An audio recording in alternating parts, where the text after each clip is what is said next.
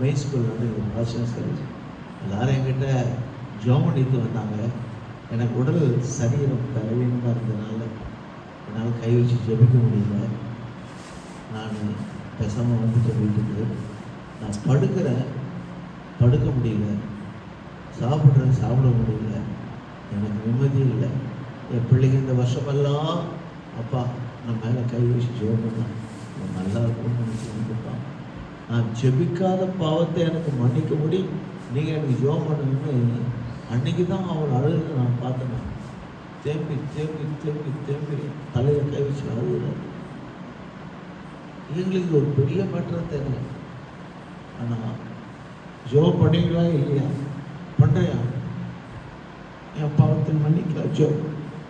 என் பிள்ளைங்கள ஜெபிக்காம போயிட்டு அழுகு. நாங்கள் எல்லாம் சேர்ந்து ஒரு 45 நிமிஷம் எல்லாம் ஜெபம். அவர் ஆறுதல் பற்றி தைரியம் சின்ன விஷயத்துக்கு அவரோட மன